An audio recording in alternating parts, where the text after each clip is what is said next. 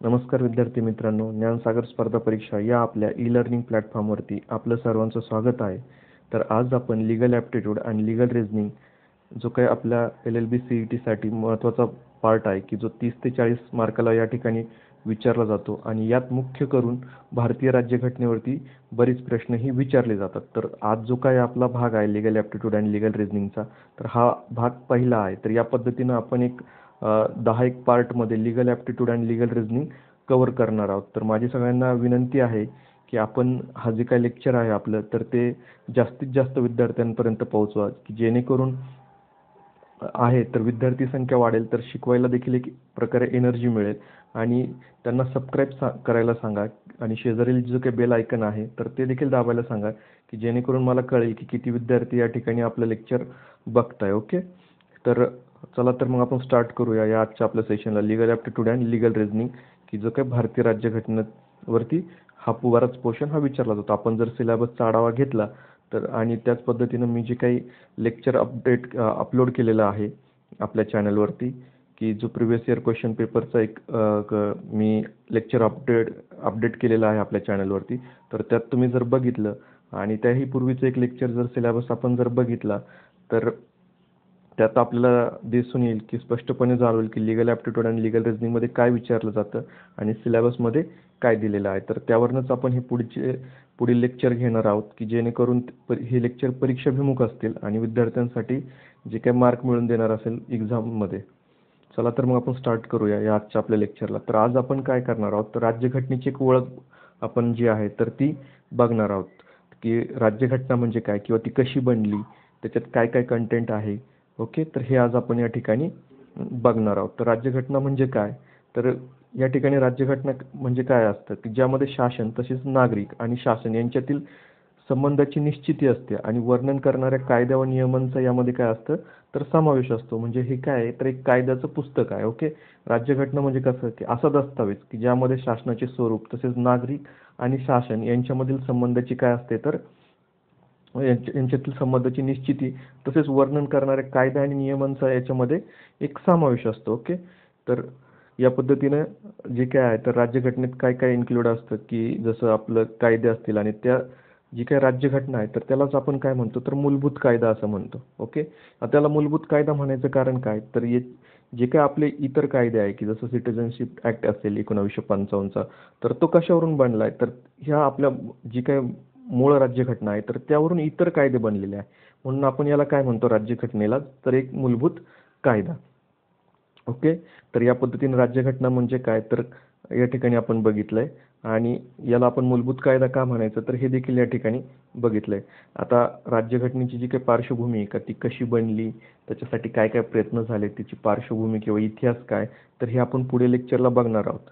Okay. तर भारतीय राज्यघटनेची या ठिकाणी आपण एक रचना बघूयात, की कशी आहे आपल्या भारतीय राज्यघटनेची रचना.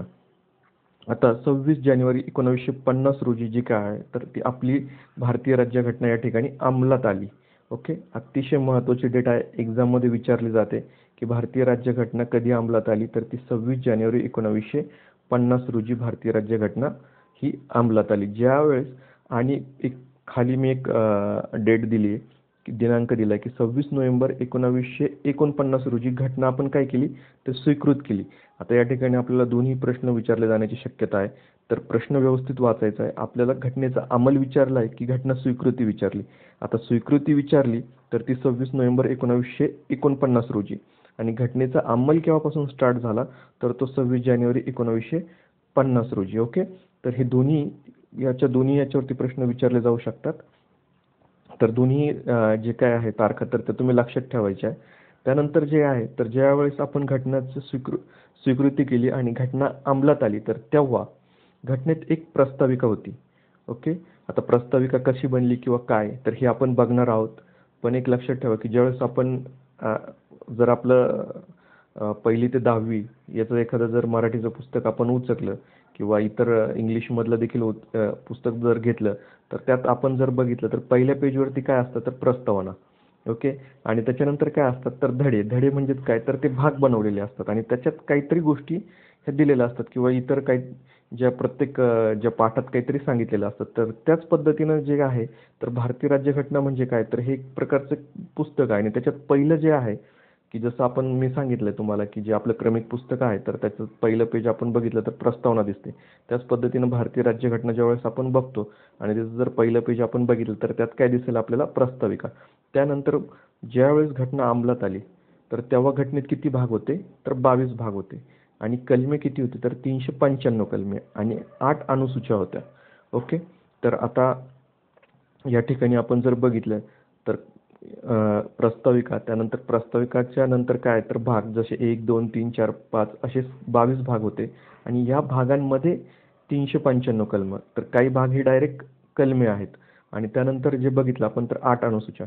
आता एक्झाममध्ये याच्यात काय अपेक्षित आहे आपल्याला, तर ज्यावेळेस भारतीय राज्यघटना अंमलात आली तर त्यात किती भाग होते, हा एक प्रश्न विचारला जाऊ शकतो आणि किती अनुसूच्या होत्या, हे देखील प्रश्न विचारला जाऊ शकतो. तर किती भाग होते ज्यावेळेस अंमलात आली तेव्हा, 22 भाग आणि किती अनुसूच्या होत्या, तर 8 अनुसूच्या. आता कलम शक्यतो विचारली नाही जाणार की किती नंबरमध्ये होते.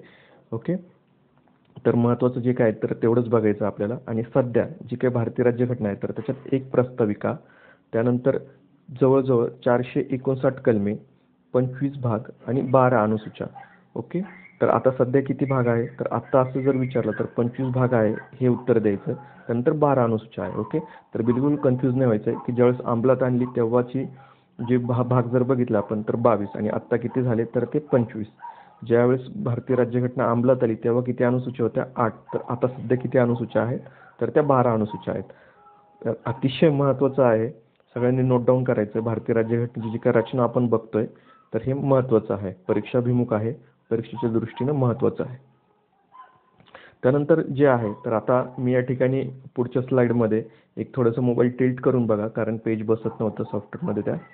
तर भारतीय ज्यावेळेस आपली जी घटना आहे तर आपण या ठिकाणी बघू शकतो की हे एक पुस्तक आहे की ज्याच्यात आपण यापूर्वीच बघितलं की कसा दस्तावेज आहे की नागरिक आणि शासन यांच्यातील जे काही संबंध आहे किंवा जे काही आपल्याला कायदे किंवा नियमांचं याच्यात काय आहे तर वर्णन आहे.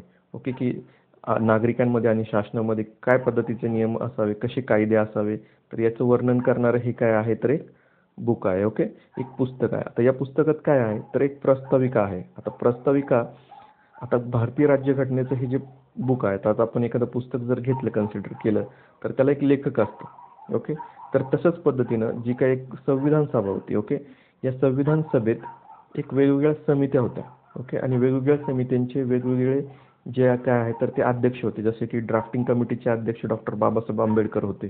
तर या पद्धतीनं वेगवेगळ्या समित्या त्या ठिकाणी होत्या की केंद्र व राज्य संबंध कशी असावी याविषयी समित्या होत्या. त्यानंतर भाषिक समिती होत्या. तर अशा वेगवेगळ्या समित्या होत्या आणि त्यांचे अध्यक्ष होते. तर त्यांनी वेगवेगळ्या यांनी जे काय आहे तर ती कामं केली. ओके. त्यानंतर जी काय आहे तर ती ज्यावेळेस संविधान सभा स्थापन झाली आणि संविधान सभाची ज्यावेळेस पहिली सभा ज्यावेळेस झाली की तर त्यात काय ठरलं की एक उद्देशपत्रिका बनली की भारतीय राज्यघटना कशी असावी, त्याच्यात काय काय गोष्टींचा समावेश व्हावा आणि ह्याच उद्देशपत्रिकेवरनं आपण काय बनवलं तर ती प्रस्ताविका, की ज्यावेळेस आपण म्हणतो की प्रस्तावना असते एका पुस्तकाला, तर त्याच पद्धतीनं भारतीय राज्यघटनेला काय आहे तर प्रस्ताविका आहे. आता या ठिकाणी आपण फक्त स्ट्रक्चर बघतोय भारतीय राज्यघटनेचं. ओके. तर प्रस्ताविका बनवली. तर त्या प्रस्ताविकात भारतीय राज्यघटनेच्या समोर काय काय जे आहे तर ते उद्देश आहे किंवा त्यात काय काय गोष्टी आल्या पाहिजे, तर याच्यात जो काही वर्णन आहे तर तो प्रस्ताविका आहे. ओके. तर आता ज्या पद्धतीने मी तुम्हाला सांगितलं की ज्यावेळेस भारतीय राज्यघटना अंमलात आली तर त्यावेळेस भारतीय राज्यघटनेत किती भाग होते, तर 22 भाग होते. तर या पद्धतीने जर आपण बघितलं तर वेगवेगळे भाग आपण ज्यावेळेस पुढे पुढे बघू तर वेगवेगळे भाग देखील आपण त्याचे बघणार आहोत. तर आता इथं फक्त आपण फॉर एक्झाम्पल एक 4-5 भाग बघूया आणि याच पद्धतीनं सध्या किती भाग आहे भारतीय राज्यघटनेत, तर 25 आणि ज्यावेळेस अंमलात आली तर तेव्हा किती भाग होते, तर 22 भाग आणि अनुसूच्या ज्यावेळेस घटना अंमलात आली तर त्यावेळेस किती अनुसूच्या होत्या, 8. आता सध्या किती आहे, 12 अनुसूच्या आहेत. तर अनुसूच्या कशा असतात किंवा त्याचं समावेश कुठं असतो तर ते देखील आपण या स्लाईडमध्ये बघू शकतो. आता या ठिकाणी भाग जर बघितला आपण तर पहिला भाग या ठिकाणी आहे. तर त्यात पहिल्या भागात म्हणजे हा जो काही पहिला चॅप्टर म्हणूयात आपण, भाग म्हणजेच एक, तर याच्यात कसला समावेश आहे, संघ राज्य व त्याचे क्षेत्र. ओके. आता ह्या भाग 1 मध्ये किती कलमं आहे, तर कलम 1 ते 4 या ठिकाणी कलम आहे आणि ते वेगवेगळे आहेत. ओके. तर कलम 1 मध्ये काय आहे, तर संघराज्य व त्याची क्षेत्रे. आता या स्लाइडमध्ये आपण बघू शकतो की संघराज्य काय असेल आणि त्याची क्षेत्रही काय असतील. तर ते काय कशात दिलंय आपल्याला, तर ते दिलंय भाग 1 मध्ये. ओके. म्हणजे काय, तर जो काही भाग 1 आहे आणि त्याचाही कलम 1 आहे. तर त्याच्या कलम 1 मध्ये जे आहे तर इंडिया अर्थातच भारत, की काय असेल तर राज्यांचा संघ असेल. ओके. तर असं यात सांगितलेलं आहे. ओके. आणि त्याच्यातच जे काय आहे तर पहिल्या अनुसूचीचा या ठिकाणी उल्लेख आहे. जसं मी सांगितलं की आता अनुसूच्या कुठे दिलेल्या असतील, तर कायद्यांच्या खाली त्या अनुसूच्या असतील. तर त्याच्यात काय असतं, तर 29 राज्य व 7 केंद्रशासित प्रदेश त्या ठिकाणी असतील आणि जी काही 29 राज्य आहे तर त्यांची नावे, ओके, हे ह्या अनुसूचित आहे. त्याच्यानंतर केंद्रशासित प्रदेश जी काही 7 आहेत तर त्यांची नावे देखील त्या अनुसूचित आहेत. तर आता अशा पद्धतीने कळालं तुम्हाला की भाग म्हणजे काय, भागांच्या अंतर्गत काही कलमे आहेत. ओके. आणि काही काही कलमेच हे डायरेक्ट भाग आहेत. ओके. तर ते पुढे आपण बघूयात कसं. या पद्धतीनं आपण आता फक्त फॉर एक्झाम्पल बघतो की भाग 1 आता त्याच्यात किती कलम आहे, 1 ते 4 कलम आहेत. आणि सपोज आपण जर बघितलं तर भाग 1 म्हणजे कलम 1 म्हणजे काय, तर संघराज्याचे नाव व राज्यक्षेत्र आहे. समजा कलम 2 काय आहे, तर नवीन राज्य दाखल करून घेणे किंवा त्याची स्थापना करणे. ओके. त्याच्यानंतर कलम 3 काय आहे, तर नवीन राज्यांची निर्मिती करणे.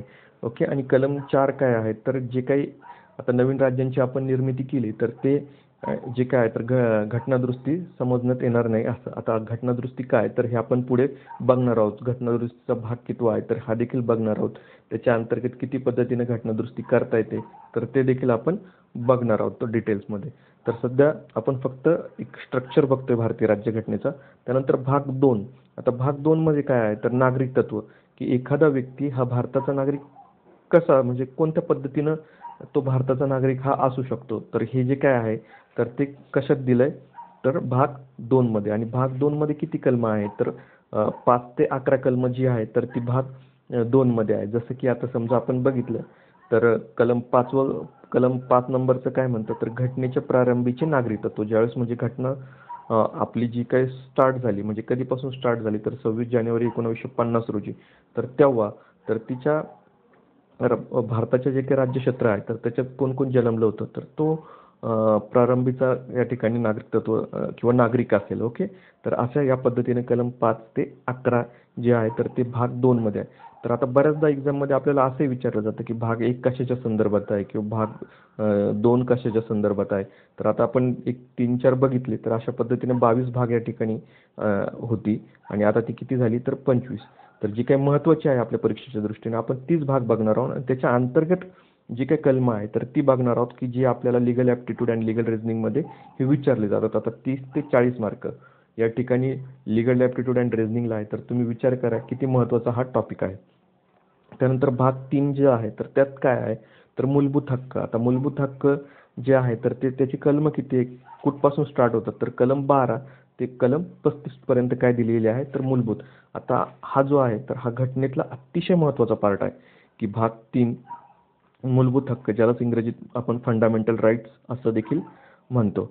ओके. तर अतिशय महत्त्वाचा जो आहे तर तो भाग 3 आहे. तर त्याचं देखील आपण भाग 3 वरती एक लेक्चरच बनवूयात, की कारण याच्यात बरीचशी कलमं आहे की जी परीक्षेच्या दृष्टीने कशी आहेत तर ती महत्त्वाची आहे. तर त्यानंतर जो आहे आपला पुढील भाग, तर तो काय भाग काय आहे, तर 4. ते काय आहे, तर राज्य धोरणाची मार्गदर्शक तत्त्वे. आता आपण या ठिकाणी जर बघितलं तर मूलभूत हक्क जे आहे तर मूलभूत हक्कांचं जर उल्लंघन जर झालं आपल्याला तर त्याच्या विरुद्ध आपल्याला राज्य शासनाच्या विरुद्ध आपल्याला कुठे जाता येतं, तर न्यायालयात आपल्याला जाता येतं. पण भाग 4 जी आहे तर ती काय आहे, तर भाग 4 ही राज्य धोरणाची मार्गदर्शक तत्त्वे या ठिकाणी आपण बघू शकतो. Directive principle of state policy या ठिकाणी आपण त्याला इंग्रजीत म्हणतो. ओके. तर ही देखील आपल्याला महत्त्वाची आहे. तर त्याची कलमं किती आहे, तर त्याची कलमे जी आहे तर ती कलम 36 ते कलम 51 पर्यंत जी आहे तर ती राज्य धोरणाची मार्गदर्शक तत्त्वे या ठिकाणी आहे. त्यानंतर जो काही आहे तर भाग 4A आहे तर ती आहे मूलभूत कर्तव्ये. आता मूलभूत कर्तव्य भाग 4 हा नवीन आपण भाग त्याच्यात समाविष्ट केला, की जसं आपण बघितलं की 22 ते या ठिकाणी 22 चे 25 भाग झालेले आहेत आणि त्याच पद्धतीनं घटना दुरुस्ती करून आपण भाग 4A हा मूलभूत कर्तव्य या ठिकाणी घटनेत टाकलेला आहे. तर अशा पद्धतीनं जी आहे तर ती भाग 25 पर्यंत जे आहे तर ते वेगवेगळे भाग आहेत आणि या पद्धतीचा जो आहे तर ते आपल्या भारतीय राज्यघटनेचं एक स्ट्रक्चर मी जस्ट तुम्हाला एक्सप्लेन करण्याचा या ठिकाणी प्रयत्न केला आहे आणि याच्यात देखील 1-2 जे आहे परीक्षाभिमुख प्रश्न या ठिकाणी कव्हर होतील. त्यानंतर जो आहे तर आपण शासन व्यवस्थेचा जो आराखडा आहे तर तो या ठिकाणी आपण बघणार आहोत. तर जी काय आहे आपली शासन व्यवस्था तर ती कशी आहे तर ती संसदीय शासन व्यवस्था आहे. ओके. आता आपण म्हणत असतो की भारतीय संसद भारतीय तर ते इन डिटेल्स आपण जो आहे भाग 5 मध्ये संसद याबद्दल आपल्याला विशेष म्हणजे पूर्ण अशी माहिती दिलेली आहे की राज्यघटने आपले राज्यसभेसाठी कोणतं कलम, लोकसभेसाठी कोणतं कलम, तर हे इन डिटेल्स आपण त्यावेळेस बघणार आहोत. तर फक्त राज्य व्यवस्थेचा आराखडा या ठिकाणी फक्त आपण शासन व्यवस्थेचा आराखडा या ठिकाणी फक्त आपण बघणार आहोत. तर जो आहे की आपण कोणती जी आहे शासन व्यवस्था स्वीकारली तर ती कोणती स्वीकारली तर ती संसदीय शासन व्यवस्था स्वीकारली. तर आता आपण ही कुठून घेतली तर ही ब्रिटनकडनं आपण संसदीय शासन व्यवस्था या ठिकाणी आपण स्वीकारली. आता ज्यावेळेस संविधान सभा बनली आणि संविधान सभेतल्या वेगवेगळ्या कमिट्या ज्या होत्या तर ड्राफ्टिंग कमिटी होती त्याच्यात 7 सदस्य होते आणि त्याचे जे अध्यक्ष होते तर ते डॉक्टर बाबासाहेब आंबेडकर होते.